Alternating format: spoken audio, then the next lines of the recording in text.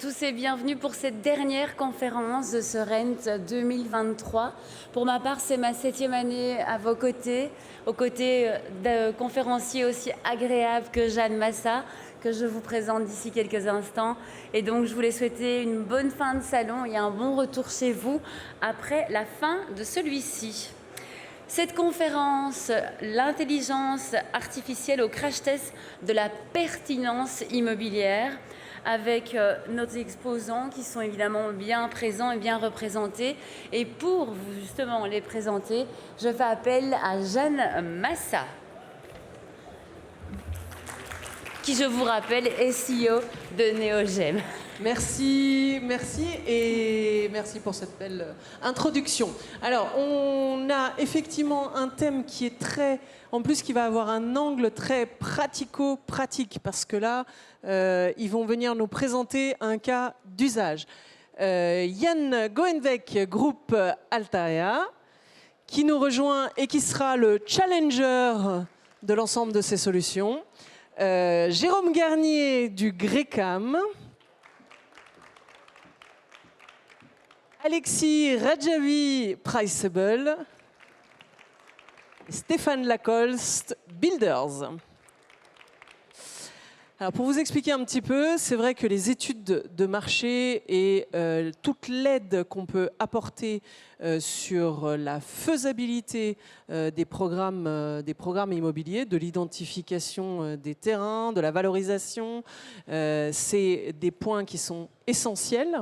Donc on s'est proposé sur cette table ronde un peu différente des autres de mettre au défi trois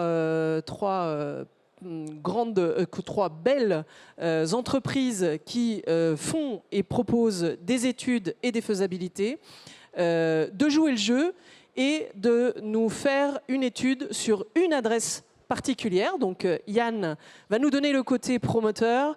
Il a choisi cette adresse et on l'a transmise, je vous dirais véritablement, ils ont eu 3 jours pour se retourner, donc c'est pas énorme, et merci à eux d'avoir vraiment joué le jeu et de nous avoir remis leurs études. Les études sont beaucoup plus complètes que ce qu'ils vont vous montrer, donc si vous êtes intéressés, allez les voir après.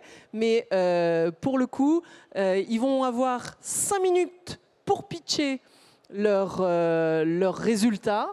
Et puis avec Yann, on va les challenger encore un petit peu pour ouvrir le débat sur l'IA, parce qu'ils en utilisent tous à différents niveaux. Et du coup, c'est là où ça va devenir intéressant. Mes premières questions, Yann, bonjour. Bonjour.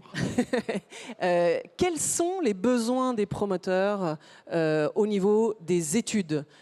Alors, dans un marché qui évolue beaucoup, et particulièrement en ce moment, et qui évolue tous les jours, le métier de promoteur, c'est de s'adapter en permanence et de s'adapter sur des projets qui sont longs. Un projet immobilier, ça dure 3 ans minimum, souvent 5 ans et plus. Et pendant ce temps-là, le marché évolue. La seule chose qui ne bouge pas, c'est l'adresse à laquelle on va faire le programme, et c'est le foncier sur lequel, enfin le cadastre sur lequel on va faire ce programme. Et donc, comment ça se passe, un projet immobilier?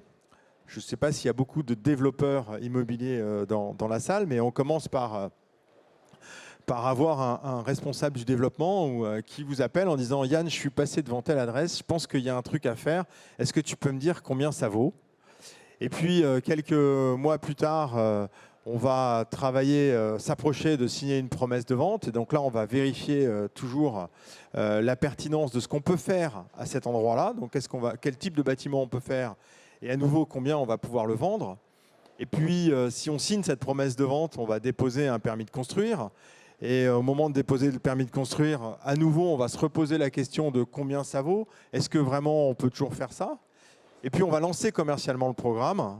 Et la veille du lancement, on se repose la question, est-ce que je suis toujours bon sur mon prix de vente, etc., etc. Ce qui fait qu'en fait, il n'y a pas une étude de marché, mais il y a une adresse qui va avoir besoin d'avoir plusieurs approches complémentaires. Et il y a des approches complémentaires, il y a des approches très commerciales. Combien ça vaut? Quel type d'appartement il faut que je fasse? Est-ce que je fais plutôt des grands, des petits? Est-ce que je fais plutôt beaucoup de studios, beaucoup de 5 pièces? Est-ce qu'il me faut des extérieurs, des choses comme ça? Et puis il y a également la faisabilité, c'est-à-dire qu'est-ce que je peux faire à cet endroit-là en fonction de ce que le règlement d'urbanisme m'autorise à faire. Eh bien, c'est parti. Donc l'adresse, c'était quoi?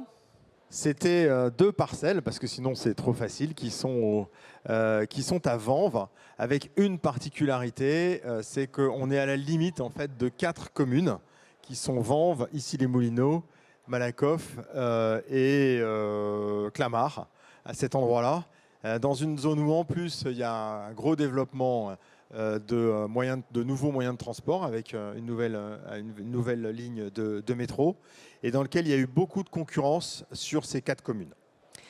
Alors Alexis, tu as 5 minutes pour nous pitcher. Il faut prendre quand même ton micro, je pense, c'est mieux.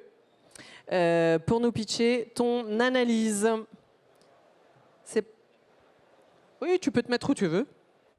Je vois l'écran. Ok.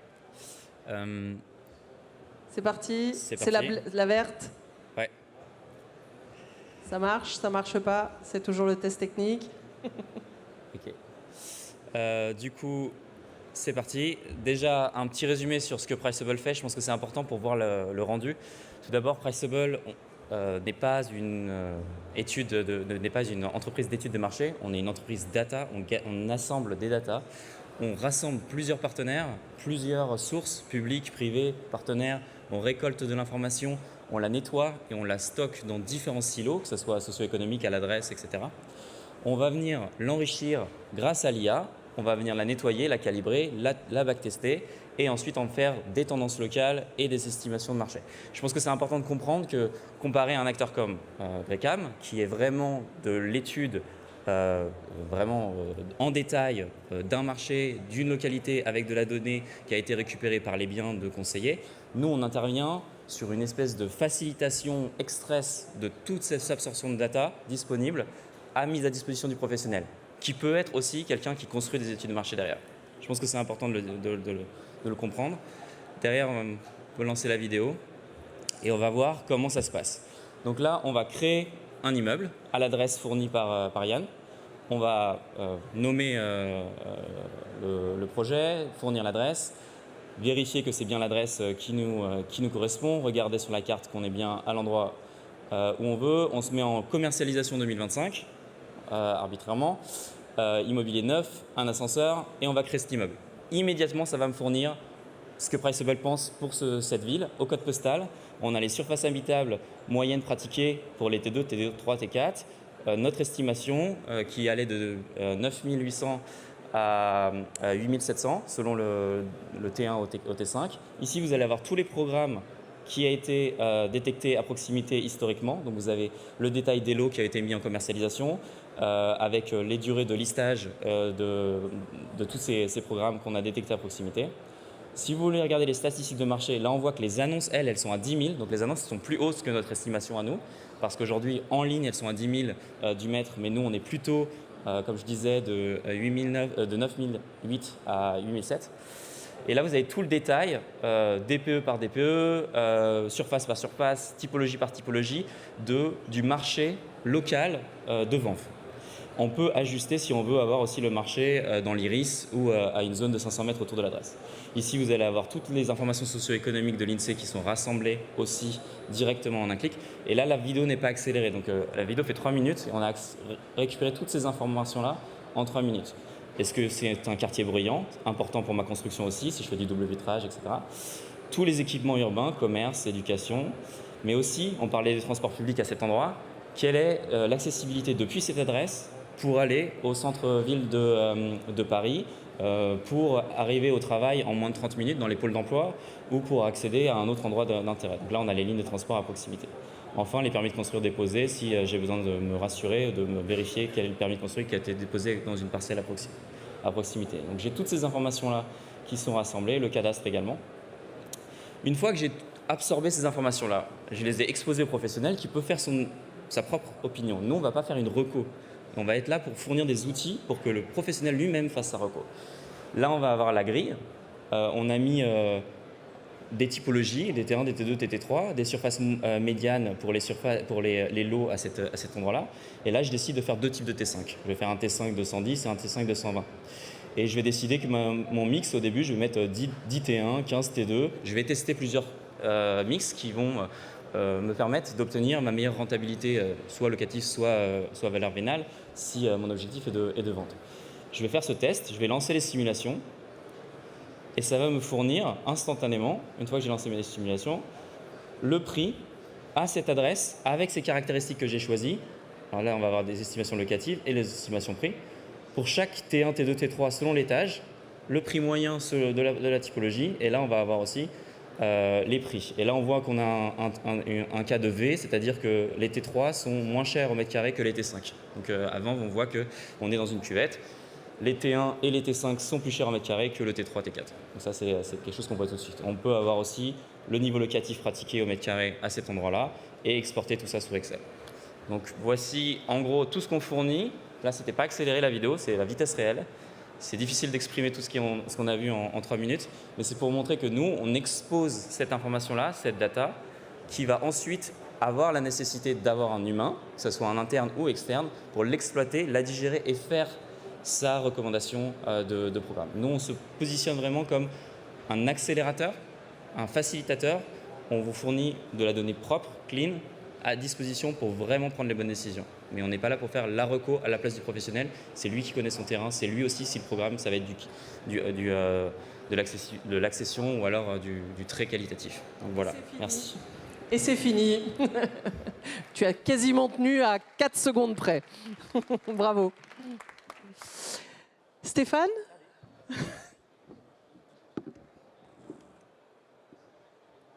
Bonjour à toutes et à tous. Alors, je vais prendre 2 minutes pour vous expliquer ce qu'est Builders. Donc, Builders est un outil destiné aux professionnels de l'immobilier et aux collectivités locales qui couvre tout le spectre de l'activité de la préconstruction, de la prospection, en passant par la qualification des terrains et des projets, jusqu'à la faisabilité des projets et l'analyse multicritère de ceux-ci. Vous cherchez des terrains constructibles, ça tombe bien parce que Builders est le seul outil qui vous permet de reproduire une prospection humaine de qualité professionnelle, en prenant en compte tous les éléments nécessaires à ce qu'une prospection soit valide. C'est-à-dire la prise en compte du remembrement, la prise en compte de toutes les contraintes réglementaires, pas seulement une emprise au sol et une hauteur, la prise en compte de la nécessité qu'une opération doit être rentable pour l'opérateur qui la met en œuvre, et la nécessité que l'opération soit profitable au propriétaire du terrain qui doit pouvoir le vendre au moins à la valeur vénale de son bien. Vous appuyez sur un bouton et Builders vous propose automatiquement tous les terrains constructibles qui répondent de cette quadruple exigence et de cette quadruple nécessité. Ensuite, pour chacun de ces terrains, Builders va vous proposer de générer une dizaine de scénarios de faisabilité de projets de construction de logements collectifs. Conformes et réglementaires, bien évidemment. Chacune de ces faisabilités peut être éditée automatiquement dans un environnement facile d'utilisation, qui est dynamique et qui agit en temps réel et qui prend en compte toutes vos modifications. Pour chacune de ces opérations, vous avez accès à un bilan complet de tous les indicateurs environnementaux, le bilan de l'opération financier, le bilan de qualité de chacune des hypothèses prises et de chacun des projets proposés et l'analyse commerciale. Vous faites donc en 5 à 10 minutes ce qui est fait habituellement par plusieurs interlocuteurs en plusieurs jours. L'outil vous fait gagner 30 à 50% de votre activité de développement pour vous permettre de vous concentrer sur des tâches à plus forte valeur ajoutée et qui ne sont pas substituables, y compris l'analyse fine qui aboutit à la prise de décision, mais qui vous permet de vous concentrer sur la négociation et sur le closing. Donc on va voir en 3 minutes comment ça se passe dans l'outil, ça va très vite, ouvrez bien les yeux. Donc on arrive sur une interface, vous avez la possibilité de développer vos projets, d'évaluer le potentiel d'une adresse et de prospecter une commune. Ici, on va aller directement à l'essentiel et tester la commune et l'adresse en question. Vous voyez apparaître en rouge tous les terrains constructibles de la commune qui répondent de la quadruple exigence dont je vous ai parlé. On voit que les 2 terrains avaient bien été identifiés par l'outil comme étant des terrains à fort potentiel constructible. On va démarrer un projet sur les 2 parcelles en question. On arrive sur une interface qui nous permet de paramétrer l'algorithme qui va se charger de faire l'étude de faisabilité. On a aussi la possibilité de tout faire à la main et de tout faire manuellement. Ici, on va laisser l'algorithme travailler. On voit qu'on a la possibilité d'agir sur la granulométrie, sur la réglementation, sur la forme des bâtiments, sur le niveau de stationnement. Et on va lancer l'algorithme. Et là, ce qui se passe, c'est que l'outil va faire des dizaines de milliers de calculs à la seconde pour proposer jusqu'à 10 solutions d'implantation de logements collectifs. Et là, on a triché un petit peu, contrairement à nos confrères de Priceable, où on va directement au résultat. En temps réel, ça prend 3 à 5 minutes. Et vous avez la possibilité de travailler sur votre environnement de travail normalement. On va directement dans l'outil, on va directement sur le résultat. Donc on voit que Builders nous a proposé une faisabilité à 2233 mètres carrés de SDP. Tout est résumé dans une synthèse qui va aussi directement venir s'implémenter dans une fiche PDF qu'on verra directement après. On a tous les éléments et la faisabilité qui apparaissent à droite. La faisabilité, vous pouvez la modifier. Vous pourriez faire apparaître les parkings souterrains, le niveau d'ensoleillement selon les heures de la journée, selon les mois de l'année. Et vous avez toutes les informations qui sont répertoriées sur différents onglets. Ici, on voit les critères qualité. On voit les modes constructifs avec le bilan carbone. Et tout vient s'implémenter dans une fiche automatiquement éditée pour chaque projet que vous créez partout en France et qui vient reprendre tous les éléments de synthèse, les éléments de marché, avec un prix du neuf que nous, on a déterminé à 10 000 € du mètre, les éléments d'appréciation du projet avec les concurrents et la notation par rapport à différents éléments, l'immobilier, les transports en commun, la qualité de vie, les commerces. On voit tous ces éléments-là qui apparaissent en synthèse et ensuite qui apparaissent dans le détail, les transports, les commerces, la qualité de vie. On revient ensuite sur le foncier avec un plan masse et les métriques, les propriétaires des terrains, la réglementation avec le projet qui est contextualisé dans le PDF, les visuels, l'étude de faisabilité, le plan masse des parkings, le plan en coupe, les critères qualité, le bilan de l'opération automatique avec le prix du foncier qui vient s'afficher directement, le programme avec la granulométrie et la proposition de prix selon le type d'appartement. Et la même chose, quasiment dans le timing, avec quelques secondes de plus. Merci Builders. Jérôme. Donc, bonjour à tous. Donc, contrairement à mes prédécesseurs, le GRECAM, c'est un cabinet d'études spécialisé en immobilier donc, qui a deux types d'outils. On a des bases de données, et, donc dans le domaine de l'immobilier résidentiel et commercial, et notre activité d'étude. Notre activité d'étude vient en fait exploiter ces bases de données. Alors, les études de marché pour le GRECAM, ça a un volume de 200 études à peu près par an, sur tout le territoire français, mais plus spécifiquement sur le territoire francilien. Donc là, je vous présente brièvement ce qui pourrait être une étude de marché. Une étude de marché, ça représente à peu près une vingtaine de pages pour les professionnels de l'immobilier, promoteurs, aménageurs, collectivités. Vous avez à droite une extraction d'une carte issue de la propre base de données, vous présentant la commune de Vanves. Avec les ellipses rouges, en fait, vous voyez, comme avait évoqué Yann tout à l'heure, l'arrivée des gares du Grand Paris qui ont une incidence en fait sur le marché immobilier des différentes communes en Ile-de-France. En gros, sur les périmètres de 500 mètres autour des gares, depuis 5 ans, vous avez les collectivités qui ont ouvert leur PLU à la densification sur ces territoires. Sur cet observatoire, vous avez différents outils. Vous avez des onglets, des ellipses mauves qui sont des écoles, des établissements scolaires. En haut, tout en haut, vous avez un établissement scolaire qui est bien représenté, qui est en fait un établissement scolaire recherché à l'échelle des Hauts-de-Seine. Et il faut savoir que notre adresse est référencée à cet établissement scolaire. Donc en fait, on a un établissement scolaire coté qui est rattaché à l'établissement scolaire et on a une future desserte à côté. Depuis 2018, on voit autour du quartier des Hauts-de-Vanves en fait, un développement de nombreux programmes immobiliers. On en a eu 9 en cours de développement. Et autour du foncier étudié, qu'on voit sur le plan cadastral au-dessus, en noir, on voit les programmes soit livrés, soit les programmes qui sont en cours de construction. Donc le Bouygues Immobilier a été livré en 2004, c'est issu de notre propre base de données.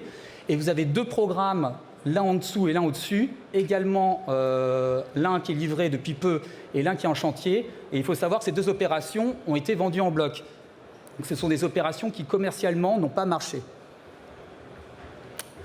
Une extraction de notre base de données. Donc la base de données, là on est sur la donnée statistique à l'échelle communale. On a le marché de Vanves. Sur votre graphique, vous avez des données semestrielles. Sur votre droite, vous avez des données annuelles. Nous avons encadré en rouge les moments où ce marché a connu des difficultés. Si vous regardez le graphique, en gros, de 2019 à 2020, puisque c'est surtout à partir de fin 2020 que le stock commence à gonfler, le marché de Vanves écoulait sans difficulté les opérations neuves en accession à la propriété sur le territoire. On a mis une flèche vous laissant le seuil de 9 300 € du mètre carré parking inclus à l'échelle de la commune. Donc on s'apercevait qu'à l'époque, on écoulait sans problème. Depuis la période de fin 2020, on a une hausse sensible du prix moyen qui a dépassé le seuil des 10 000. Et on voit que progressivement, le marché commence à émettre des difficultés à absorber ces opérations neuves. Depuis quelques temps, on parle de la hausse des taux depuis 2022 où les marchés ont des difficultés. Là, on s'aperçoit que depuis 2021, le marché de Vanves, dans le neuf, a du mal. On a un stock qui a du mal à absorber. Ce que ça donne actuellement à novembre 2023, on a un stock de 181 lots à l'échelle communale, donc qui gonfle de 4%, un prix moyen de 9 872 € à l'échelle communale et un délai d'écoulement du stock de 56 mois. Pour vous donner un indicateur, à partir de 14 mois, on estime qu'un marché commence à connaître des difficultés. Au-delà de 22 mois, il est vraiment en difficulté. Donc là, on a un indicateur qui ne va pas. On est constamment à analyser nos propres données dans le sens où on se dit 56 mois, ça nous paraît élevé. On regarde dans nos données statistiques et on s'aperçoit qu'il y a une opération suspendue qui vient biaiser la donnée. Donc le stock réel en fait, de la commune de Vanves est de 135 lots. Ça nous donne quoi à l'échelle de la typologie, l'échelle du produit?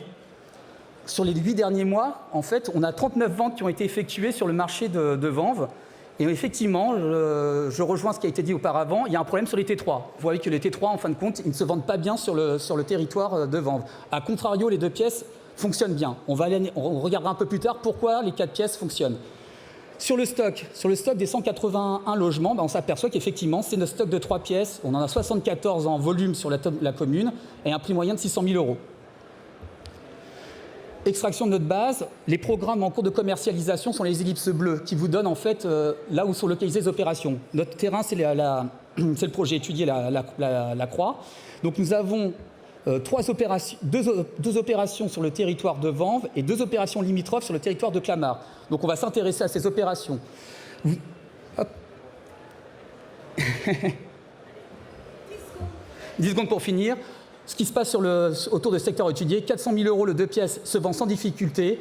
Les 3 pièces 500, 615, ça passe pas. Ça passe pas non plus pour les 3 pièces généreuses. Ça passe pas non plus pour les 4 pièces 75 à 87 mètres carrés. Et à droite, confrontation avec le marché de l'ancien. On nous dit que la clientèle, elle a 450, 500 000 € de budget, 550, 650 000 de budget pour un 4 pièces. Donc 2 grilles. On va prendre en considération ces budgets et les mettre en conformité avec ce que les promoteurs nous évoquent sur les difficultés de solvabilité de la clientèle. Ce qui nous donne un prix moyen au-dessus, en prenant en compte l'arrivée de la gare, de 8 000 €, et en dessous, on est à 7 900 € en prenant la granulométrie, la typologie observée dans les programmes actuels. Merci Jérôme. Beaucoup d'informations en peu de temps. Yann, qu'est-ce que tu ressors de ces 3 présentations? Alors, d'abord, je voudrais dire que vous n'avez pas vu la vidéo de Builders tout à l'heure. Moi, je l'ai vue effectivement tourner en 3 minutes. C'était très impressionnant parce que je voyais toutes les faisabilités possibles qui étaient étudiées par l'ordinateur. Et donc, ce n'est pas une seule forme qui est sortie, mais j'en ai vu des dizaines passer sous mes yeux, être éliminées pour à la fin en retenir que 3. Et ensuite, tu nous en as présenté qu'une seule, mais il y en avait 3 qui étaient proposées. Donc, c'était très impressionnant. Ce que j'en retire, c'est d'abord le fait que tout ça, il y a énormément d'intelligence et que cette intelligence, elle n'est pas si artificielle que ça. Parce que pour arriver à faire à des machines ce niveau-là, soit d'analyse est très très fine, comme on a pu le voir sur Priceable, sur la valorisation du marché, sur ce qu'on peut faire d'un terrain de façon aussi complète que ce qu'on l'a vu avec Builders, et puis le prospectif proposé par Jérôme de Grécam, c'est énormément d'intelligence. C'est la première chose que j'en retiens. J'en retiens également que les trois ne sont pas d'accord, parce que si vous avez noté les prix de vente de sortie, on est un peu en dessous de 8000 pour Jérôme qui dit oulala, ça va être très très dur. Et regarde, tous les autres sont en train de se casser la gueule ou se sont cassés la gueule à côté, donc fais attention. On est à 9003, je crois, sur Priceable, à peu près en moyenne, et on était à 10 074 sur Builders. C'est-à-dire qu'en tant que soit directeur commercial, soit directeur du développement du promoteur qui s'intéresse au terrain, en fait, là, je suis un peu ennuyé parce qu'il va falloir que je creuse vraiment la question, et c'est dans la discussion et dans l'échange, notamment avec des gens comme Jérôme, que je vais pouvoir arriver à affiner ma conviction.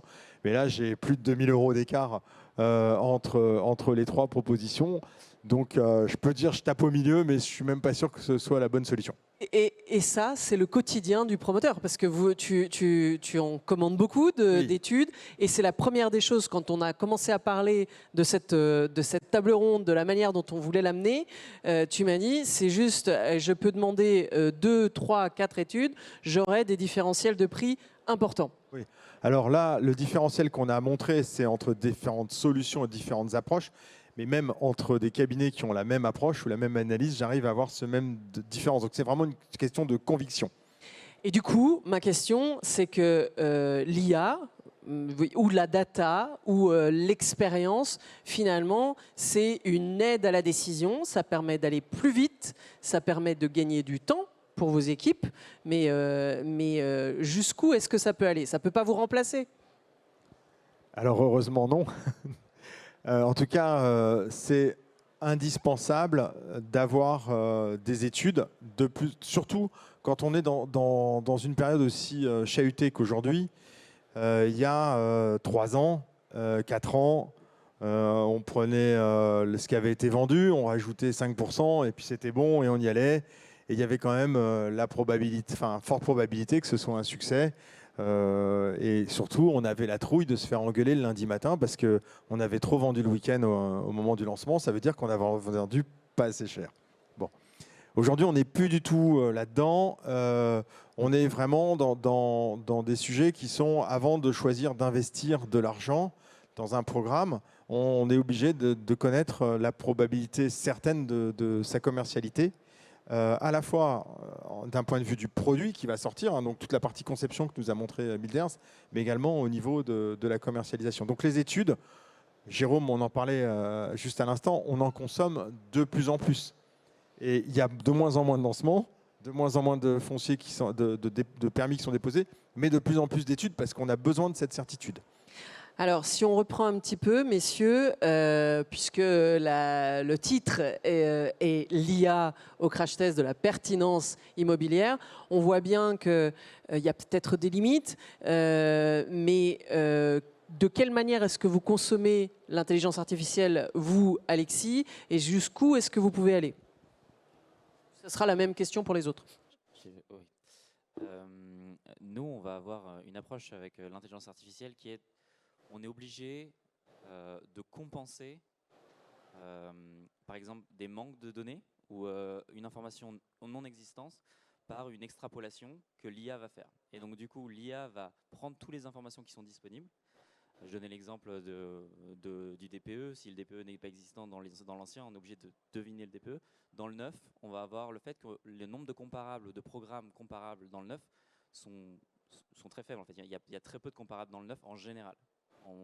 Et donc du coup, on est obligé de compenser ce manque par des extrapolations. Et ces extrapolations-là sont sophistiquées au maximum qu'on peut aujourd'hui dans les technologies, qui sont obligées de prendre en compte les nouveaux niveaux d'accessibilité, le gain, le métro, le fait que le programme qui a été vendu, il a été vendu, oui, mais il a été vendu il y a 24 mois et le marché allait mieux il y a 24 mois. Et donc de tout prendre en compte pour pouvoir prédire aujourd'hui, si je mets le programme en vente aujourd'hui, à combien je vais pouvoir le faire. Et donc la limite, c'est que quand on fait des extrapolations, on est obligé de faire de prendre une décision à ce moment-là de comment on va extrapoler, avec quelle méthodologie. Et la méthodologie que nous, on va mettre en place, que l'IA va mettre en place, ce n'est pas une black box, on arrive bien à comprendre ce qui se passe, mais elle va potentiellement être différente de celle qu'un humain va prendre. Et donc, c'est là où on peut avoir le jugement humain n'est pas remplacé. Stéphane, Alors, chez Builders. Oui. Alors pour ce qui nous concerne, je pense que mes confrères sont peut-être d'accord, on n'a pas nécessairement les outils qui doivent intervenir sur les estimations de prix au même moment de la vie d'une opération. Je pense que pour nous, le parti pris, il est très clair, on n'a pas vocation à intervenir sur l'élaboration d'une grille de prix, mais vraiment en amont sur la phase de préconstruction pour avoir une première approche budgétaire et aussi pour avoir une première approche pour notre IA, pour identifier les terrains constructibles pour lesquels on a besoin d'un prix de sortie qui soit pas nécessairement dynamique et pas nécessairement challengé, mais pour pouvoir identifier les fonciers constructibles. Donc nous, sur l'IA, avec notre partenaire Omiwu qui nous fournit la donnée, elle est constituée de façon à ce que les éléments de marché actuels soient retenus en fonction de l'ancien et des programmes neufs et avec des éléments de prospective. Mais on ne challenge pas la donnée qui nous est donnée parce qu'on estime qu'au stade de l'élaboration d'une grille de prix, nécessairement sur l'outil que nous proposons aujourd'hui à nos clients, il doit nécessairement y avoir une couche de validation humaine. Mais par contre, vous agrégez toute la donnée réglementaire. On agrège toute la donnée réglementaire et notre IA intervient plus sur la phase de conception et sur la faisabilité, où là, pour le coup, on a un algorithme, on a une vraie IA, et sur la phase de prospection, puisque c'est l'essence même de l'IA, c'est de pouvoir reproduire le comportement humain et de faire une prospection telle que le ferait un humain qualifié dans ce domaine-là. Et Jérôme, du coup, il y a bien sûr, vous dites, je suis un cabinet d'études classique, mais dans le classique, il y a néanmoins, vous l'avez dit, on se base sur nos bases de données statistiques, c'est aussi l'ensemble de l'expérience et des bases de données créées. Non, ce qui est vrai, c'est qu'il y a des marchés où effectivement il n'y a pas de référence. Dans ces cas-là, en fait, on va pouvoir confronter notre base de données. Donc nous, on remonte jusqu'en 1990, donc on a un long historique. Par rapport à mes confrères, nos données, en fait, on récolte nos données auprès des professionnels. Donc c'est directement les promoteurs qui nous communiquent leurs données. Ces données qu'on va regarder par le passé, qu'on est sur un marché où il n'y a pas d'offre, on va regarder donc les opérations en gros qui sont livrées qu'entre 2000 et 2010, les références les plus proches. Et là, on va pouvoir utiliser les outils type DVF, qui effectivement vont pouvoir nous indiquer plus-value, pas plus-value sur tel ou tel foncier. Donc ça va être un gain de temps au sein des équipes, on optimise. Mais il n'empêche que DVF, comme beaucoup d'autres outils, l'immobilier, chaque mois c'est différent, chaque mois le marché évolue. Donc c'est plutôt du gain de temps qu'autre chose. Yann, d'accord avec ça ? Oui, moi j'ai envie de poser la question d'après, c'est-à-dire qu'on a beaucoup parlé d'IA sur le Rent cette année, c'était un peu une volonté. C'est quoi la vision que vous avez de l'utilisation de l'IA demain pour améliorer vos outils si on refait la même conférence avec Jeanne ici dans 2 ans et vous serez bien sûr réinvité, qu'est-ce que vous nous raconterez dans 2 ans ? Alors, c'est sûr que nous, sur le domaine de la préconstruction, de la prospection et des études de faisabilité, on a déjà une IA qui est, je pense, largement au point pour prendre en charge 30 à 50% de l'activité du développement foncier. Si on parle du prix de vente, je crois savoir qu'il y a pas mal de promoteurs qui s'intéressent au yield management, comme le fait l'hôtellerie et l'aviation civile. Donc je pense que la prochaine étape pour la promotion immobilière, et forcément ce sera une activité qui sera pilotée par l'intelligence artificielle plutôt que par le traitement manuel. Mais il y aura toujours besoin d'une surcouche de validation puisqu'il faudra toujours apporter du contexte et de la finesse d'analyse à l'instant T. Oui, je rejoins sur le lean management et le pricing intelligent. Je pense que ça, c'est une voie évidente. Il y en a une autre, c'est le fait qu'aujourd'hui, il y a beaucoup de choses qui se passent sur plein de bases de données un peu partout. Et en fait, parfois dans des PDF, parfois dans des sites internet, parfois dans des bases de données fournies par l'État. Et en fait, l'IA, ce que ça nous permet aujourd'hui déjà de faire, mais ce qu'on espère automatiser, c'est de pouvoir détecter des signaux faibles, parfois dans des sources ou postés sur des sites internet de municipalités, sur des PLU, etc. D'être capable de détecter cette chose-là en automatique et de récupérer des recommandations ou des signaux sur le marché en automatique. Et ça, on a besoin de développer Jusqu'à maintenant, ce n'était pas possible. Aujourd'hui, on le fait. On demande à des PDF de nous informer, de nous expliquer qu'est-ce qu'on devrait construire ici ou quels sont les prix qui sont indiqués dans le PDF. En fait, il y a vraiment, dans la concision de l'information qui existe, il y a beaucoup de choses à faire encore aujourd'hui. Pour moi, pour le résidentiel, pour moi, on est vraiment aux prémices. L'immobilier entreprise est déjà bien plus avancé que le résidentiel. Donc nous, en fait, le GRECAM, on a rejoint le groupe CoStar Group en 2007, qui est leader de la data aux États-Unis et qui a mis en pratique, en fait, donc dans le domaine de l'immobilier entreprise, où là, on a au plateau le nombre de mètres carrés, l'utilisateur, le propriétaire. Donc aux États-Unis, on est vraiment très en avance sur ce domaine-là. On commence à attaquer le résidentiel en Amérique. L'immobilier entreprise se développe de plus en plus en Europe. Les outils sont de plus en plus poussés. Et le résidentiel va se mettre progressivement. Ce n'est pas le même marché. On est quand même sur de la vente à des propriétaires, des habitants. Et ce n'est pas la même transparence non plus. Il y a une multitude d'acteurs, donc ça va arriver, c'est du gain de temps, c'est énormément de gain de temps qui est en train de s'opérer pour les professionnels, mais de là à avoir encore la donnée très précise, on va avoir encore quelques années avant que ça se mette en place. Ouais, bon, si je peux me permettre, c'est vrai que dans la conjoncture actuelle qui est difficile, elle permet aussi de rechallenger les usages et les façons de travailler. Et c'est là où l'IA prendra toute sa place. Je pense qu'il ne faut pas en avoir peur, hein. De toute façon, elle arrivera, qu'on le veuille ou non, de toute façon, je pense. Donc autant la maîtriser, autant l'accueillir et autant la faire s'inclure dans les usages et dans les métiers qui sont les nôtres, à la lecture d'un contexte qui nous permet de nous reposer des questions organisationnelles et de création de valeur. Yann, peut-être un petit mot de conclusion, parce que je pense que ça peut être intéressant de prendre quelques questions dans le public. Finalement, est-ce que l'IA, un jour, tu m'as raconté une anecdote hier soir? Oui, j'ai une anecdote, c'est qu'en fait, je discutais dans les allées hier soir, une coupe de champagne à la main, et un exposant me racontait qu'il devait faire un lancement commercial dans une zone qu'il ne connaissait pas. Il avait reçu des tas d'études de marché, des tas de trucs. Il avait du mal à faire son opinion. Il va voir le terrain et il quitte son équipe et il va chez le coiffeur. Et il discute pendant une demi-heure en même temps qu'il se faisait couper les cheveux avec le coiffeur. Et il me dit, je suis sorti de là, j'avais une vision claire de ce qu'on pouvait faire sur ce terrain, de ce que les gens attendaient dans ce quartier et de la recommandation qu'il fallait faire, parce qu'effectivement, cette intelligence très humaine et très pragmatique, très pratique du coiffeur qu'on connaît tous, hein, et qui est un des grands trucs d'ailleurs d'agent immobilier, elle avait fonctionné une fois de plus. Il y a un autre point que je voudrais ajouter, c'est que ce qui m'est vraiment apparu très intéressant, merci messieurs pour le travail que vous avez accepté de faire, c'est la capacité que ça nous donne à nous, promoteurs, aussi de travailler rapidement sur des variantes. C'est-à-dire qu'aujourd'hui, par rapport à un marché qui bouge beaucoup, il n'y a pas une solution et on peut faire des choses différentes. Il faut faire des choses différentes, il faut faire des propositions différentes. J'ai un exemple récent d'un programme que j'ai lancé dans le sud de Paris, sud-ouest de Paris, où en fait, on a décidé de complètement disrupter la programmation initiale qui avait été faite pour faire quelque chose de complètement différent et qui s'est très très bien vendu, justement parce que c'était quelque chose de très différent malgré le contexte actuel très difficile.